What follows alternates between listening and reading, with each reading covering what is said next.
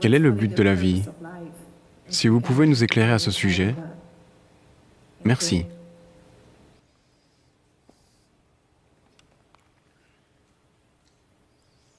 N'est-ce pas fantastique que s'il n'y a pas de but, vous n'avez rien à accomplir, vous pouvez juste vivre?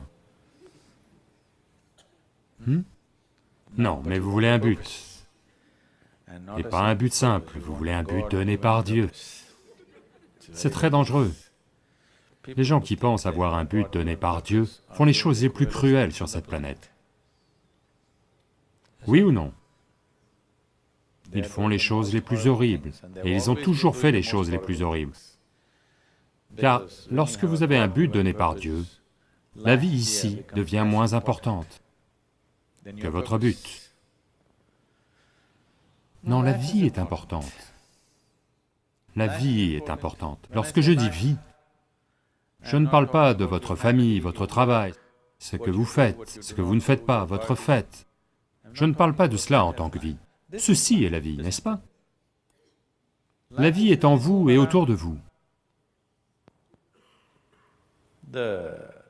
L'ambiance de la vie. Vous confondez l'ambiance de la vie avec la vie. Votre foyer, votre famille, votre espace de travail, votre fête, tout ça c'est l'ambiance de la vie. Ce n'est pas la vie, n'est-ce pas? Oui ou non? Vous confondez l'ambiance avec la vraie chose. Non. La vie est importante. Parce que c'est la seule chose que vous connaissez, vous ne connaissez rien d'autre. Connaissez-vous autre chose? Tout le reste est imaginé, n'est-ce pas? La seule chose, c'est que ceci est vivant et bas, et c'est tout ce qu'il y a. Alors, est-ce important? C'est d'une importance primordiale. Pas vous en tant que personne, cela n'a pas d'importance. Mais vous, en tant que fragment de vie, c'est très important. Parce que c'est la base de tout. Quand je dis c'est la base de tout, l'univers existe pour vous uniquement parce que vous êtes, n'est-ce pas? Oui ou non? Le monde existe pour vous uniquement parce que vous êtes, sinon il n'existerait pas dans votre expérience. Donc, à tous les égards, ceci est important. Alors, quel est le but de ceci?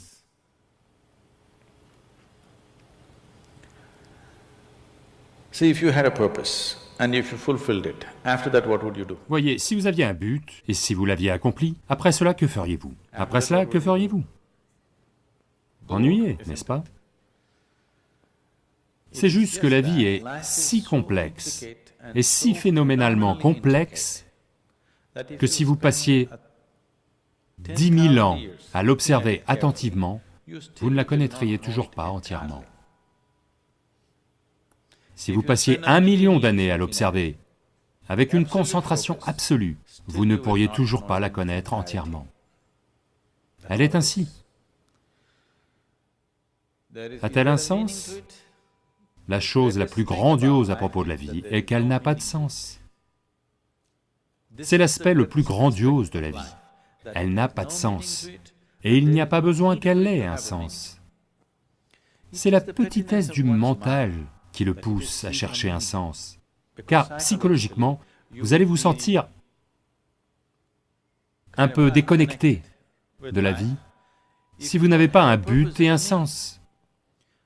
Les gens essaient constamment de créer ces faux buts. Maintenant, ils étaient plutôt bien et heureux. Tout d'un coup, ils se marient, maintenant le but c'est l'autre personne. Puis, ils ont des enfants. Maintenant, leur relation devient malheureuse. Maintenant, la seule raison de traverser tout ce malheur, ce sont les enfants. Et ainsi, ça continue. Ce sont des choses que vous causez et considérées comme des buts de la vie. Et y a-t-il un but donné par Dieu? Et si Dieu ne savait pas que vous existiez? Non, je demande juste par hasard.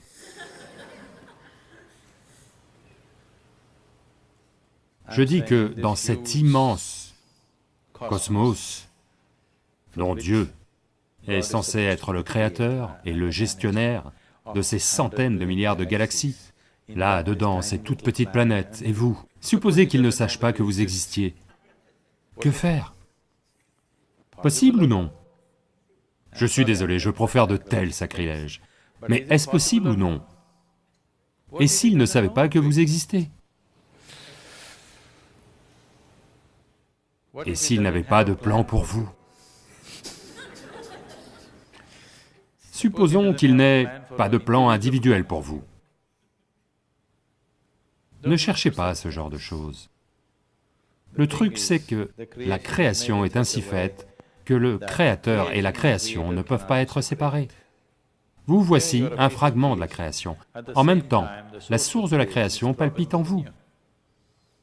Si vous prêtez un peu d'attention à ce processus de la vie, vous n'auriez besoin d'aucun but. Cela vous occuperait pour 1 million d'années si vous le vouliez. Il y a tant de choses qui se passent. Tant de choses signifie tant de choses incroyables se passent ici même.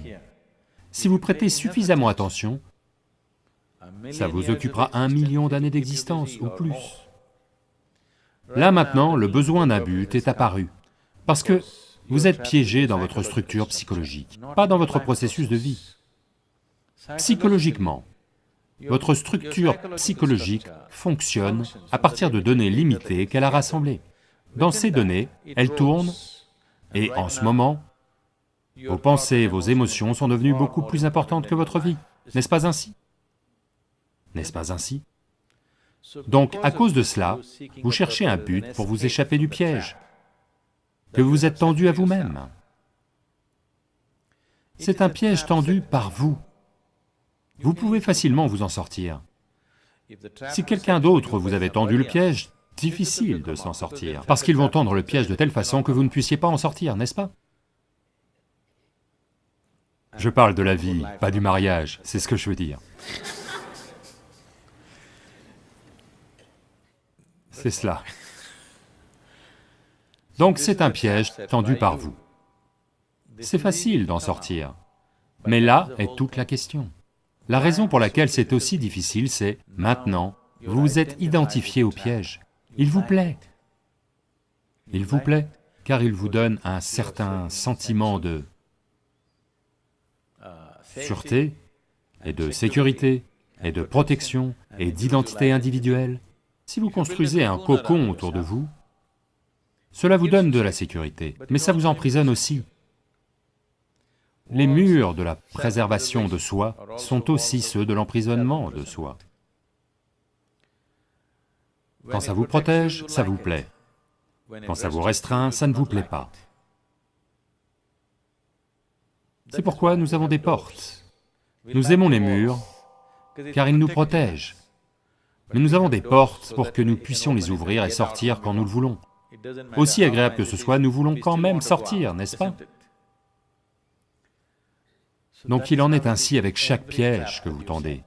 Peu importe comment c'est agréable, vous voulez quand même sortir. Donc le mur psychologique que vous avez construit, qui vous donne une certaine notion d'identité, qui vous donne le sentiment d'être une personne individuelle, et qui vous donne de la sécurité, vous commencez à le ressentir comme un piège. Quelque part, vous voulez le démolir. Alors, une manière de ne pas le démolir est de trouver un but. Ceux qui trouvent un but à leur vie, ils deviennent si prétentieux. Ils vivront dans leur propre piège pour toujours, pensant qu'ils font la chose la plus fantastique. La première chose qu'il vous faut, c'est de l'équilibre. Si vous avez de l'équilibre, alors vous pouvez grimper. Si vous manquez d'équilibre, mieux vaut rester au sol, n'est-ce pas?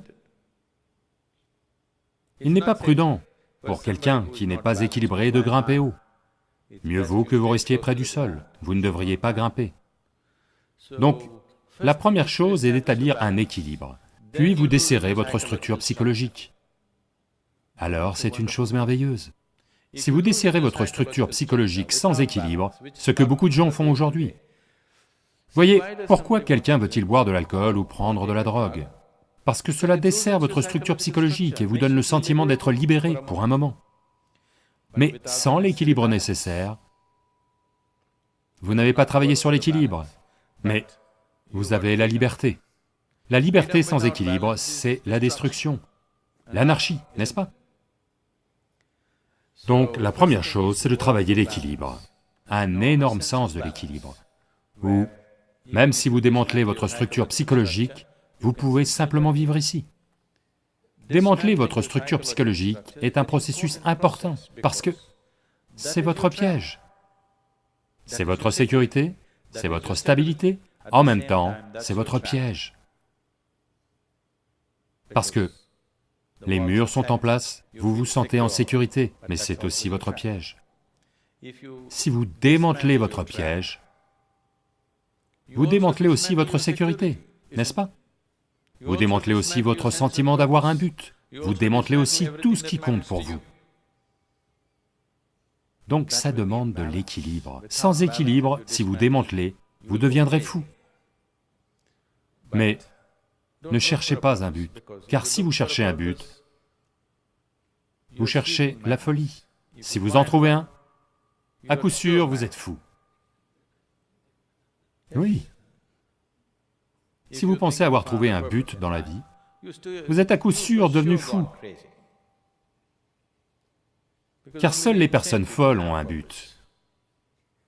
Ou alors, les personnes qui ont un but sont folles à bien des égards. Ce sont des choses que vous créez dans votre mental et que vous croyez être vraies, n'est-ce pas? Là, tout de suite, me battre pour mon pays, est mon but. Là, tout de suite, si c'est nécessaire, je me battrai, sachant parfaitement bien que c'est un combat sanglant et inutile. Oui? Alors vous vous battrez seulement dans la mesure où c'est nécessaire.